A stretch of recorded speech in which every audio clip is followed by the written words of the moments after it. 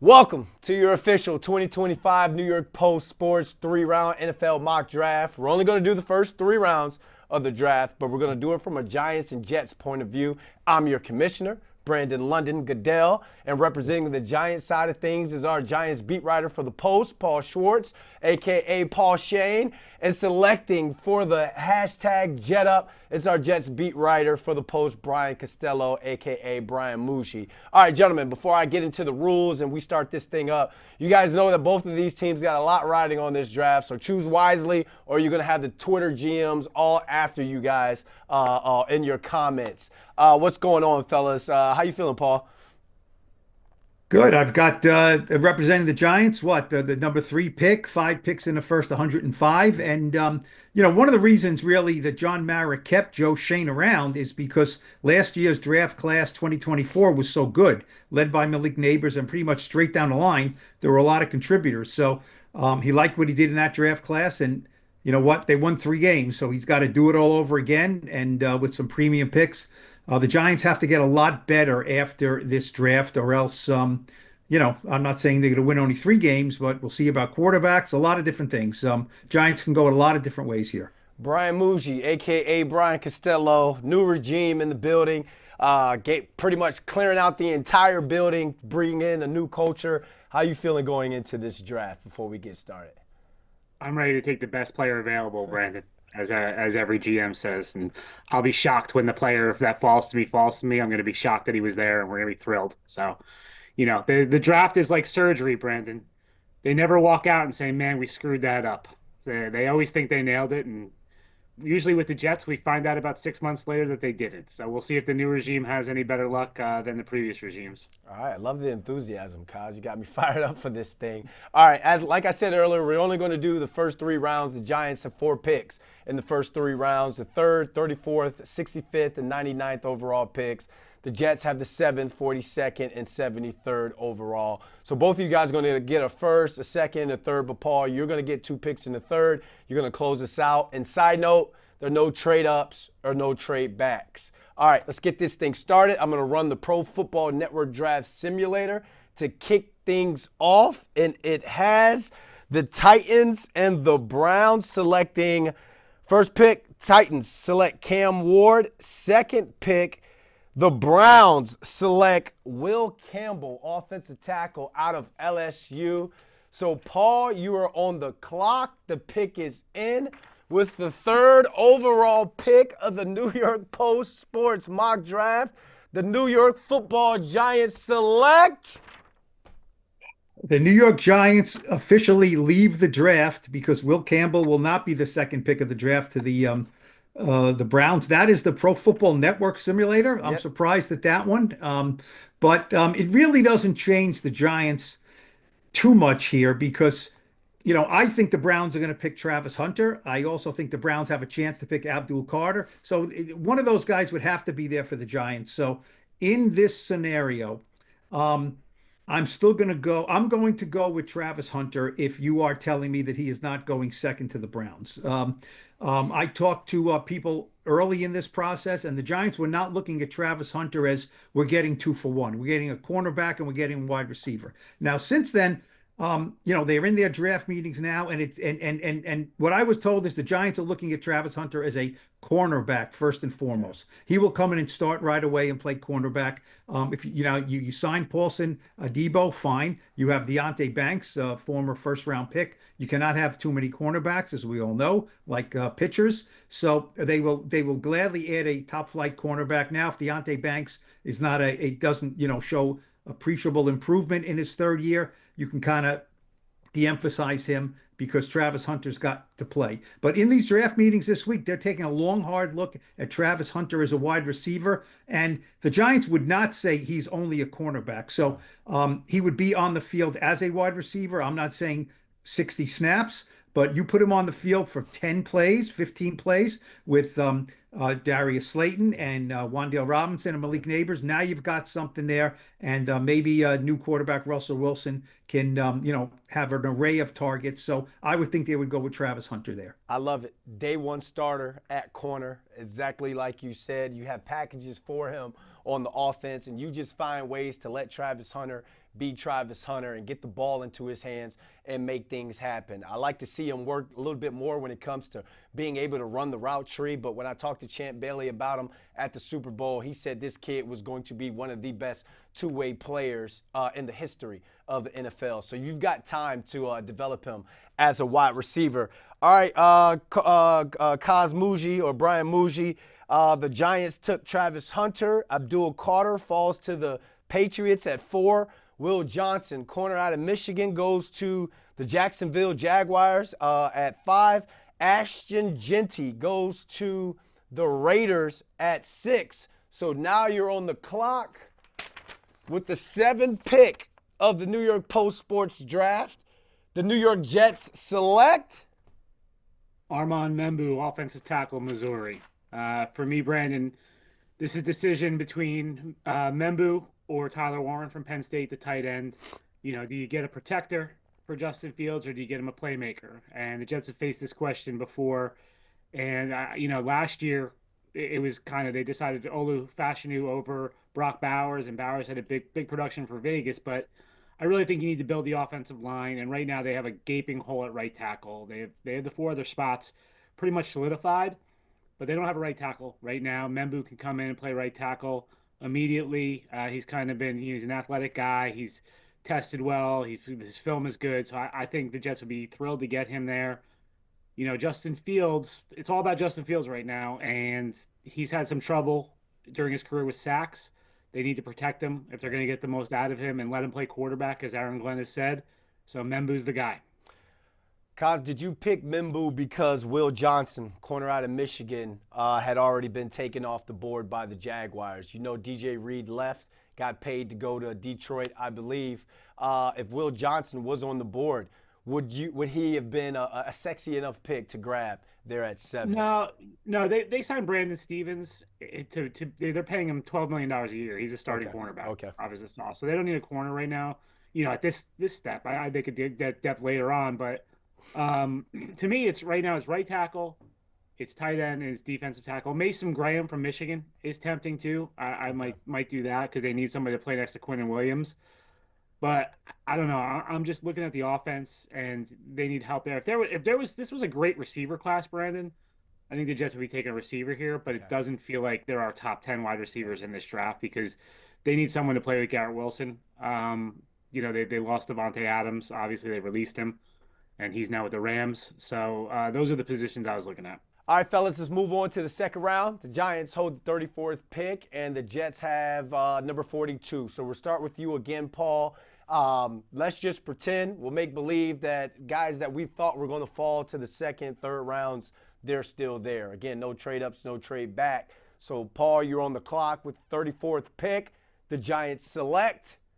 Well, I don't think they can come out of this draft without a young quarterback. Now they have Russell Wilson and Jameis Winston, so they don't have to get a guy that has to play right away, or someone who has to even play as a rookie. But if Jackson Dart is sitting there, and for the sake of this simulation, we'll assume he is, I think the Giants jump on him. They think he's the 3rd best quarterback in this draft. Cam Ward 1, Shedeur Sanders 2, Jackson Dart 3.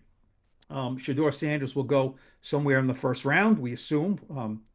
Pretty safe assumption. Jackson Dart is a quality 3-year starter in the SEC. He's got good size. He can throw the ball. Now, some of the knocks on him is that, at Ole Miss, they played almost like a 7-on-7 type offense. You only used half the field. It doesn't translate to the NFL. You know what? They ran an offense that got guys open, and Jackson Dart hit a lot of open guys. So I don't know if you can criticize him for that. Will there be a learning curve? Yes, there will be. He's a natural leader. He's got a lot of charisma. He doesn't have to play right away, which is probably a good thing. Let him enter the room with Russell Wilson and Jameis Winston. It's already a pretty eclectic quarterback room. Tommy DeVito was also in there. You bring in Jackson Dart. He's a 2nd-round pick. I've been around long enough where, God forbid, you draft a rookie quarterback in the 2nd round. He doesn't have to play right away, right? So he doesn't have to play right away, sit and learn, and he is potentially your quarterback of the future. That's a crowded quarterback room there, Paul. So let's say Jackson Dart shows some sort of promise that he could be ready to play somewhere towards later in the season, second half of the season. 4 quarterbacks in that room. You usually only carry 3. Who's the odd man out? Well, Tommy DeVito is going to be the odd man out if they draft a quarterback. That's, they signed Jameis Winston. They gave him $5 million in guaranteed money. They signed Russell Wilson. He's your starting quarterback. They gave him 10 and a half, in guaranteed money. So, Tommy DeVito is probably going to be the odd man out, practice squad. But, we'll see about injuries. What's the Giants' record after 10 games? Are they out of it again and they going to just hand it off to a rookie? We'll see. I just think Jackson Dart at number 34 would represent good value. It's not a reach. It's not a first round pick. And you can sit him and in 2026, Russell Wilson will not be under contract. Jameis Winston, you can get rid of after 1 year with $2.5 million in dead money. So it's very conceivable that Russell Wilson and Jameis Winston will not be on the Giants in 2026, depending on what happens in 2025. If you have a Jackson Dart, you can hand it over to him at that time. Okay, I'm glad you cleared that up because I was thinking that maybe they would release Jameis Winston and just have Jackson be the backup to Russ until it was time to take over. But yeah, it makes sense for them to keep Jameis Winston, especially with the cap-friendly deal that he has. All right, Kaz, the 42nd overall pick, the Jets select Mason Taylor, tight end LSU. I talked about going Tyler Warren in the first round. Tight end is a big need for the Jets right now.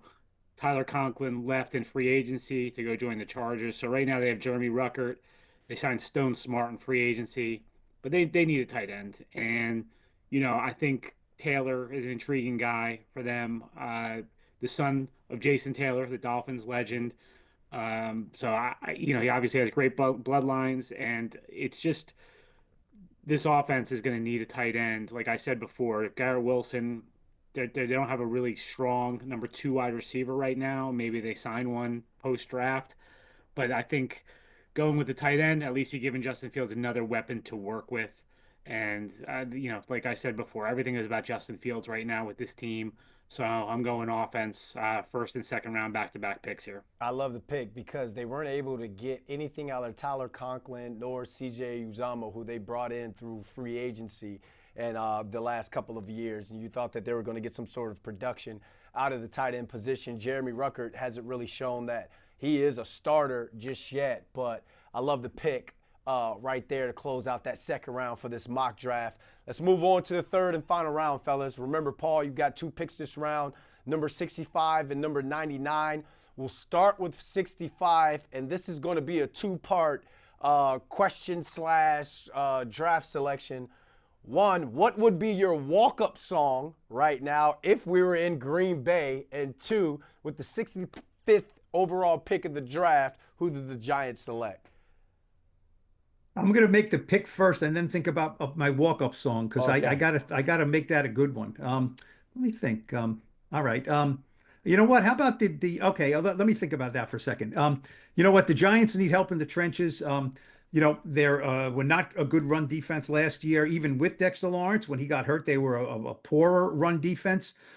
They need a defensive tackle. If Kenneth Grant from Michigan is there in this pick in the third round, I think the Giants scoop him up. 6'4", 331, big body, hard to move, a really good run defender. Michigan had a really good run defense last year. Wink Martindale did a good job. He was his ending with the Giants was ugly, but his defense was pretty darn good in Michigan. And Kenneth Grant is a guy could be a day one starter. You still have Raheem Nunez-Roches there. You have you have some other guys, Davidson, Phillips. You have some guys who are sort of still young guys who could project to there, but they need kind of like a stud there. I think Kenneth Grant would be an excellent choice there. Put him in, let him compete right away, and you have 340-pound Dexter Lawrence and 330-pound Kenneth Grant. You have Abdul Carter. No, I'm sorry, we didn't pick Abdul Carter, but you have Brian Burns, you have Kayvon Thibodeau, who's back healthy. You have Chauncey Goldston, new defensive lineman. Bobby Okereke's back. Micah McFadden's back. You have the makings of a pretty good run defense there if you add this piece to the puzzle. Love it, because like Mr. Mayer said he got tired of watching people run up and down the field on the Giants defense. And if the Giants defense is going to take a step to being at least what top 15, top 10 in the NFL, they have to stop the run. Brian Burns said it last year ahead of the Seattle Seahawks game. You got to earn the right to rush. And with that, he meant you got to be able to stop the run on first and second down. But Paul, I can't just let you just slide up out of here without the walk-up song. What would be your walk-up song if you were in Green Hold Bay? on. I forget the names of them. You know what? There's a few. Wait a second. There's a few Post Malone country music mashups that he's done, which I love. Okay. So I'm going to say, you know what? This is the perfect one. The Post Malone, Luke Combs, Guy for That. You know that I song? love it. I got a Yes, sir. I guy for love it. that. It's the perfect walk-up song for the draft. You need a quarterback? We got a guy for that. You need a pass rusher? Guy for that. Okay. If it's not on your whatever system you have to listen to your music. Okay, Post Malone, Luke Combs, Guy for That. Okay, check it out. I know, Kaz. I know that's in your playlist. I know that. Kaz, the pressure's on. He's really put you on the clock now. That leaves you with your last pick in the first 3 rounds, the 73rd overall pick. Two-part question for you as well. What's your walk-up song, and who do the Jets select with the 73rd overall pick? With the pick, Brandon, I think they would go defensive tackle Joshua Farmer from Florida State. Similar to what Paul was saying, the Jets also struggled against the run. If you think back to last season, the first clue that something might be wrong with the 2024 Jets came in week 1 against the 49ers when Christian McCaffrey was out and the 49ers still ran all over them. Jordan Mason made a lot of money that night, running all over the Jets, and they have to fix the defense, the run defense, I should say, and that's a net priority for Aaron Glenn. They have Quinn Williams, but they need somebody next to him. They've signed a lot of guys who are depth players at the position, but they need somebody who can kind of solidify that. Farmer is an athletic guy. You're in the 3rd round. You don't know what you're getting. He's a boomer bust guy, but he's got size, 6'3", 318. He's tested well, so I'm going Farmer there to try to solidify Aaron Glenn's defense. Yeah, I remember after that 49ers game, you had said something about that. You were concerned that how does an undrafted free agent run rampant against a team like this? So both teams have a superstar in the interior defensive line. Both you guys pick someone to complement that defensive lineman to shore up the run and shore up the defense. Paul, close us out with the 99th and final pick of the 2025 New York Post Sports Mock Draft. He's relevant, but technically Mr. Irrelevant for our simulation. The Giants select Offensive tackle Cameron Williams from Texas. Look, I couldn't go. I think the Giants are making a mistake. I think they're overvaluating their offensive line all off season. They signed a couple of guys to be, depth pieces at tackle. They really haven't added a guard. Joe Shane made a big point of saying when Andrew Thomas gets back and he's healthy, the first 6 games, he liked the way the offensive line was playing. I think they overvalue some of their players a bit. John Michael Schmidt at center, not really sold on him, certainly. They brought back Greg Van Roten. Fine. He can play guard. He can play center. Does he have to start, at 35 years old? I think they're penciling him as a starter. I would like to bring him in as a depth piece and, recruit over him. Now, Williams is I think he started 15 games at right tackle for Texas. He's a tackle. He's long arms, 317 pounds, 6'6".